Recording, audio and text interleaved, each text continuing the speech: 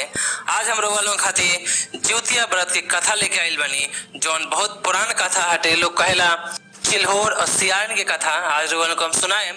तो सुनने के बाद अगर लोगन के ये कथा अच्छा लगी तो वीडियो के लाइक जरूर कर देम और चैनल के सब्सक्राइब जरूर करें।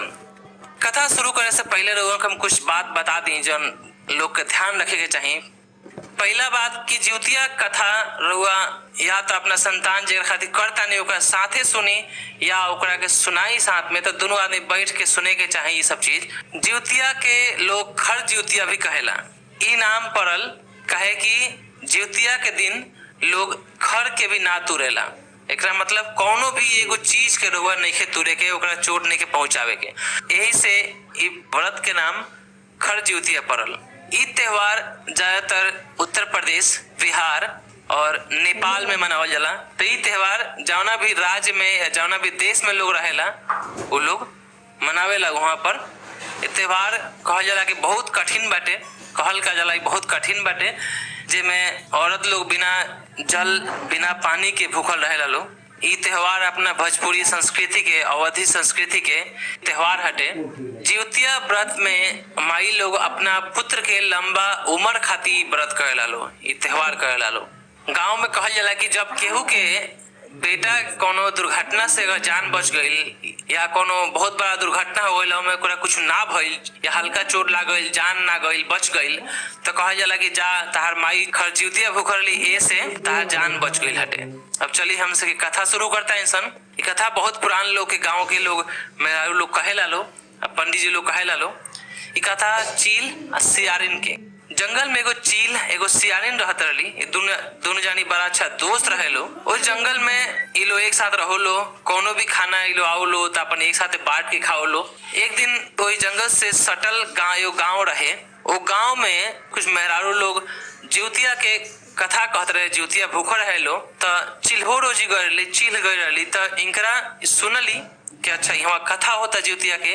तो ये ज्योतिया के बारे में पूरा सही से जानली सुनली आ ज्योतिया के का होला का फायदा होला। तो इनका लागल कि ज्योतिया कैला से अपना पुत्र के लंबा उम्र हुई। तो ई बात उ आइली सब सुन के, सब समझ के, या कैसे ई ज्योतिया के व्रत कइल जाला, कब कइल जाला, कब पारण होला, कब भूखल जाला, ये सब के बारे में जाके उस सियारिन के बतैली कि ऐसे ऐसे ज्योतिया व्रत हमनी के भी करे के चाहिए। तो ये लोग अपन ज्योतिया के व्रत कहलस लोग ठीक बा कइल जाई। तो चील आ सियारिन दोनों जानी व्रत कइलस लो। तो सप्तमी के नहा खा होला, ओकरा बाद अष्टमी के पूरा भूखल जाला बिना अन्न बिना जल के, और नवमी के लोग पारण करेला। तो ये लोग अष्टमी के पूरा दिन भर अपन भूखा रहे लो। रात के का भइल कि जैसे का होला कि में लोग के भूख जल्दी लाग जाला, प्यास लागेला। तो यही से कठिन व्रत कहाला कि में पानी नहीं पिए के, खाना नहीं खाए के। तो सियारिन के का भइल उनकरा भूख लाग गई, रात के टाइम भूख प्यास लागे लगल। अब वो कहली कि हम का करी, वो एकरा बारे में ना सोचली आ चल गईली जंगल में आ जाके मांस ले आके आ जंगल में आके आ नीचे बैठ के अपन खाए लगली।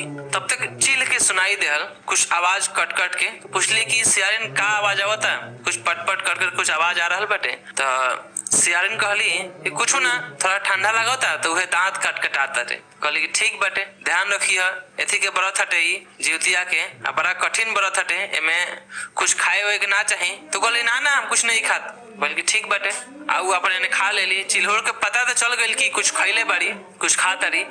तो चील अपन पूरा रात भर पूरा भूखली। अब बिहान भइला नवमी के दिन वो अपन पारण कैली, अपन व्रत के समापन कैली। तो उनका सही सही पूरा व्रत समापन हो गई। आ सियारिन अपन राते के अपन व्रत के भंग कर देली, अपन मांस खा लेली वो दिन। तो उनकर व्रत वो दिन टूट गई। ओकरा बाद कहल जाला कि जब उनकर दोसर जन्म भइल, तो दूसरा जन्म में दोनों जानी बहिन के जन्म लेलस लो एगो राजघराना में। दोनों जानी के शादी भइल अलग अलग परिवार में, राज परिवार में। केहू के मंत्री बनल, केहू के राजा के बेटा शादी भइल।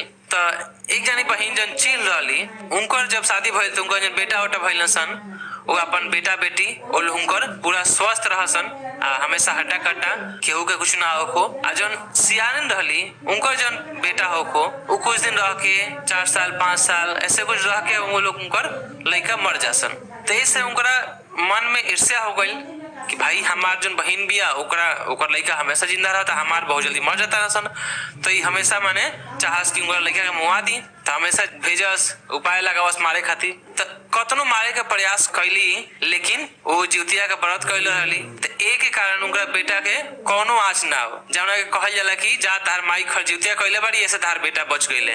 तो यही से उनका बेटा के कुछ ना भइल और वो स्वस्थ रहले सन, लेकिन इनका बेटा हमेशा मरसन। तो कतनो कुछ कैली कुछ उनका लड़का के ना भइल। बाद में इनका एहसास हो गई कि हम गलती कैले बानी, तो बाद में जाकर अपना बहन से माफी मांगली आ पूछली कि भाई ऐसे ऐसे बात बा का केंगा एक उपाय बाटे कैसे ठीक होई। तो वह बतैली कि देखा पिछला जन्म में हम सके चील सियारन रहनी सन, जेमे हम पूरा अपन व्रत सही से संपूर्ण कहनी, पारण कहनी नवमी के दिने, आ तू का कहलू, तू रात के टाइम पर मांस खा लेलू, तू व्रत के भंग कर देलू, ऐसे तार पुत्र सब मर रहल बा सन। तो कहली अब का करी, तो सियारन के माने उ बतैली उनका के कि अब तारा फेन से जिउतिया व्रत के कर, आ जिउतिया व्रत के सही से कर। ओकरा बाद फेन से ओकरा बारे में जानली, जिउतिया के बारे में फेन कथा माने सब समझली, आ ओकरा बाद जिउतिया के पूजा फेन से कैली, आ अब की बार सही से कैली।